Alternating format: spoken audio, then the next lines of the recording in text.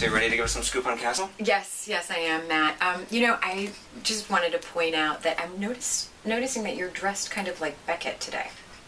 Okay, number one, total coincidence. And number two, I have on a much more sensible heel. Yeah. Welcome to Spoiler Alert, where we talk about and spoil the shows you're obsessed with. This week, we reveal our theories for what's in that mysterious folder on Scandal. Oh my God. We assess the first 2 episodes of Homeland and the first episode of American Horror Story Coven. And as you just saw, Matt Midovich shared some quality time with Stana Katic, and they did more than just flirt, I understand. Well, that's a heavy Would that be word. correct? That's a loaded word. So you caught up with her earlier this week. Well, first of all, Beckett just got fired. She did. Kind of with no tact from Lisa Edelstein's character. I mean, she just showed up at the doorstep and said, I'm here to tell you you're fired. So that raises a lot of questions. Can Beckett just go back to her job at the NYPD? What's next for her and Rick? What are their living arrangements? Because he just bought them an apartment in D.C.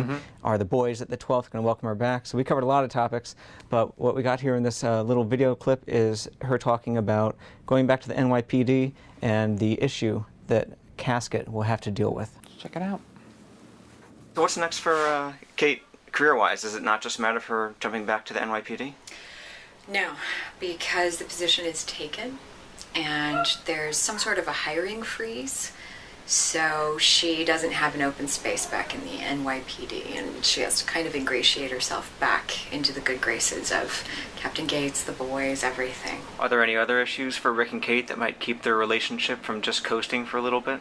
I think one of the issues is Alexis, and it's not necessarily an issue for Kate, but I think for Castle and Alexis, they're trying to figure out what does it mean to have another person come into Castle's life, and Alexis is kind of adjusting to some of that.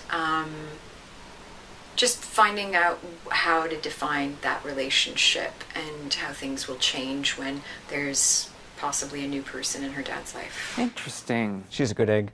You look really handsome in that clip. I wasn't in that clip. Scandal. I thought it was a great first episode. Like, any concerns there were that the show was going to sort of take a nosedive in quality or momentum? Because this is technically its sophomore year. Since season 1 was just a handful of episodes, this is really a time for any sophomore slump. Right. But I'm not seeing any signs yet. How many times did Fitz and I sleep together? 3? 5? How many would you be okay with? I loved that scene with Melly, Fitz, and Olivia. In the bunker when she pulled the fire alarm? 2. Okay. Fitz and I slept together twice. It was great where they're negotiating how many nights they slept together in front of Melly. It was just fantastic. The first time was? After I was elected, you didn't get the job because we were sleeping together. Might as well make sure nobody questions that. That was like 9 minutes. For Scandal, Yeah. it's just, bats around scene to scene to scene. That was a long... And I just love it in general when Olivia lays out a plan, like down to the wardrobe and everything. You hold hands. Millie wears a soft color, lavender or light blue. Like, Right. she just really thinks it all through. You just see her at her job, and she's really good at it. Yeah. What do you think is in the folder, Operation Remington? Well, this is what's so confusing, is from that one scene we got, it seems, it's about some off-book op that Fitz and Scott Foley's character ran years ago in Iran. I'm immediately thinking, it's just one of your standard TV spy show atrocities, like they blew up a village of innocent people or something. Yeah. But then when I'm talking to Shonda and I'm talking to Scott Foley at the sax event, they're all, this is about Olivia. Scott Foley said, imagine the darkest thing you can think about Olivia.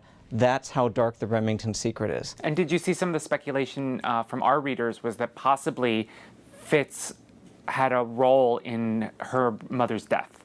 That somehow there was some kind of operation that took down her plane or something like that. And what if whoever they killed in the Operation Remington, was somehow, what if they killed her parents when she was young or something? Because she obviously was legitimately raised by Rowan.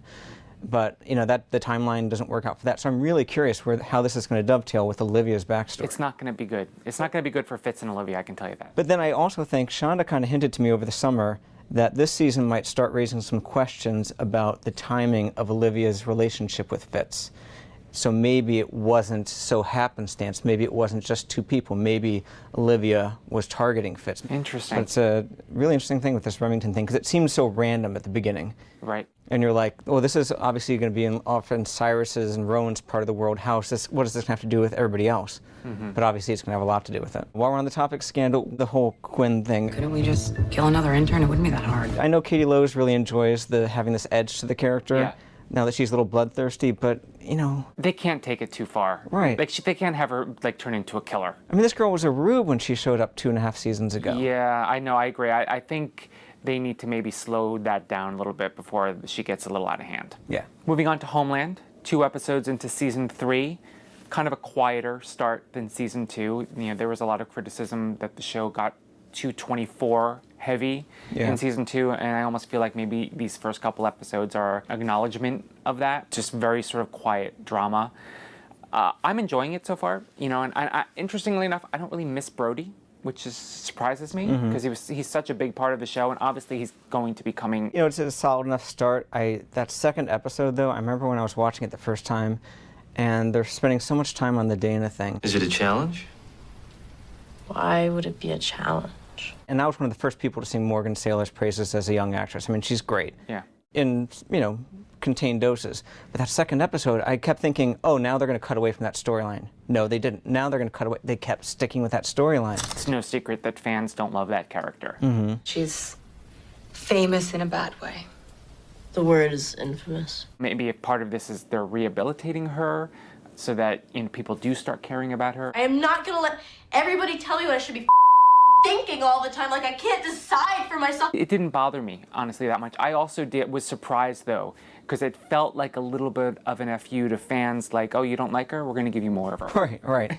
It's obviously their way of keeping Brody on the canvas without having Brody on the canvas just yet. And it is a legitimate beat to play. What are possible ramifications for a family after the patriarch has been revealed as a traitor? One thing I enjoy about the new season is this new Farah character. I loved that speech she gave. Your client is funding attacks by terrorists on this country, and all you want to know is how did we find out? But then, you know, Josh Lewis stood up and shut her down and said, that's no way to ask for a favor here in our country. Yeah. So I'll be interested to see what they do with her. And it's more for Mandy Patinkin to do, and I have a feeling that he's already going to have so much to do this season, almost to the point where I wonder if he's going to be like a lead actor.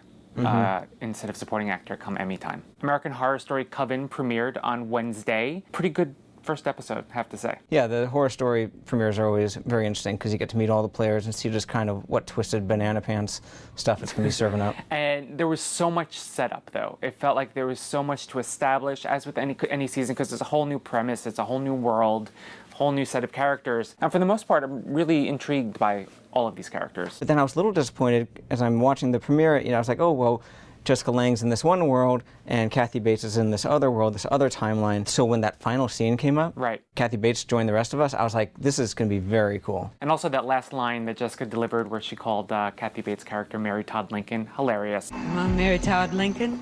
I'll buy you a drink. And gave me an instant sense of what that dynamic is going to be like, and I can't wait. Yeah, well, Ryan Murphy said this is going to be a slightly lighter, a little bit more fun version of Horror Story. Now we know what role Sarah Paulson's got. I hope we get a little bit more of Lily Robb and maybe Evan Peters. I'm sure we're going to get more of Lily. Yeah. Yeah. Because I enjoyed what Evan did with that character in the first episode. Well, I'm assuming that Lily is probably going to be the one who brings Evan's character back to life. Could be, could be. You know, maybe that's too obvious. I don't know. know. And, you know, Tessa Farmiga's got this, you know, kind of timid character, but you just know she's probably going to act out at this point, and she's got just a horrendous superpower.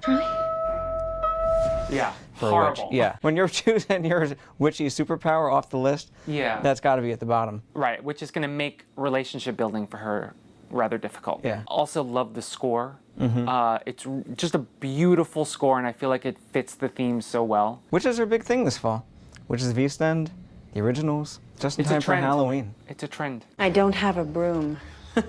That's ironic. Thank you, Matt. Always a pleasure. Remember, I may be a monster, but I'm your monster. I am a monster, but honey, I'm your monster. If you say so.